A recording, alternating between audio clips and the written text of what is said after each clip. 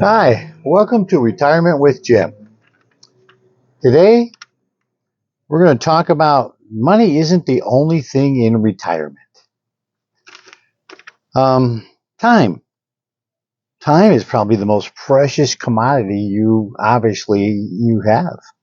You don't know how much time you have, and all the money in the world can't buy you more time. That's for sure.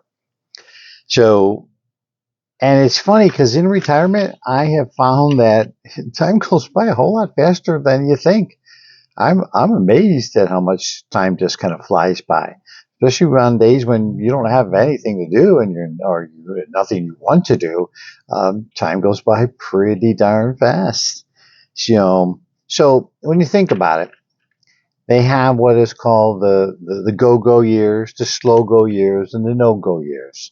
So when you first start, your go-go years, it's when you're the most healthiest. So you are really focusing on, what you can do and the activities and things that you want to enjoy.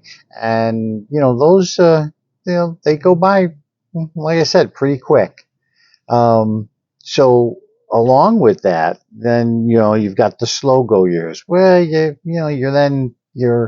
doing some things, but not as much. You're spending a little bit more time, at home, maybe selectively traveling. And of course, the no go years. That's where you're just going, nah, I'm just home and I'm happy to be home, and that's where you're going to stay, and you're just not going to go out much at all. So you want to really early on do as much as you can and enjoy that time when you're the most healthiest. You've got to think about your health. So think about that, the time. Before we go any further, if you like my content, please hit the like and subscribe, and feel free to leave comments. I enjoy, talking to people and hearing what you say, whether you agree or if you disagree. If you disagree, let me know. Okay, with that, next thing is, you end up needing less money than you think. You really do. There's always this talk from financial advisors, and you got to have this tons of money and $1 million plus, and it comes down to your lifestyle. Excuse me. What kind of lifestyle do you want? That's where the money comes in. If you're looking to maintain a certain lifestyle, then that's probably going to require, a certain amount of money that you need to have. So it's something to think about, something to keep in mind. But you end up using less than you think because, there are a lot of things you just don't do anymore. You don't spend money on. And so you may put together a budget, and that makes a lot of sense. So you know what you have to spend stuff on, that get paid. But after that, it's kind of like, okay, you might be surprised that you need a whole lot less. I spend a lot less in retirement, and it's simply because I don't have to. So it leaves me free to spend things on what I want to, as opposed to what I have to. So, keep in mind that,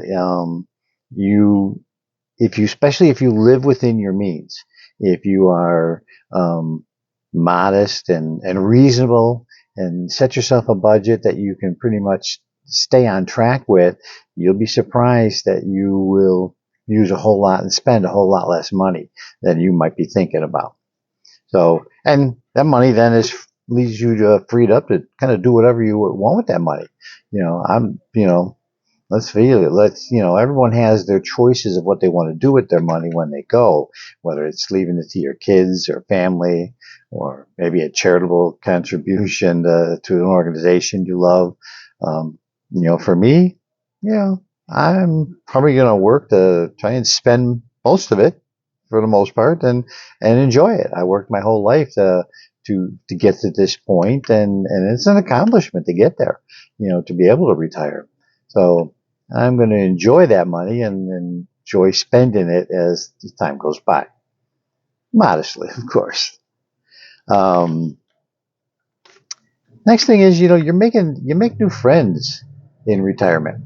it's everyone. You make a lot of friends at work, and you retire, and they don't, and you can't kind of kid yourself. It takes maybe a whole lot more work than you may think to maintain those friendships that you built up through work. And things change. You're retired. They're not. They have to go to that daily grind every day. They have to go, do the things that they're, going to do that you did for a long time till you're retired. The thing is, um, as you don't see them on a daily basis, that distance grows. You are surprisingly a lot less likely to see them, than you think. You had the one common thing, work. That's done for you.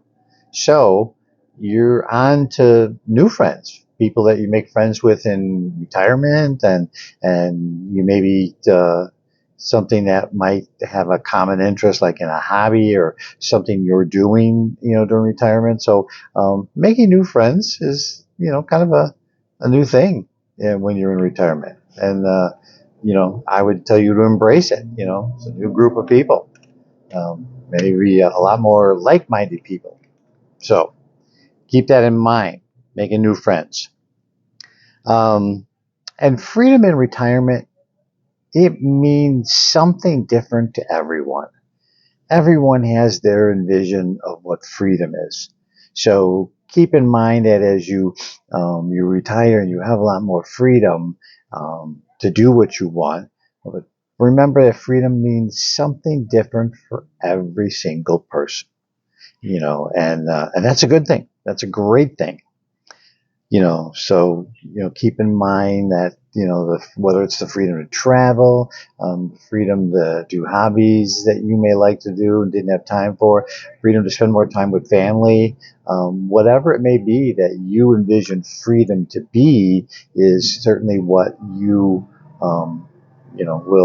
embrace as your new form of freedom. And enjoy your time, enjoy your freedom.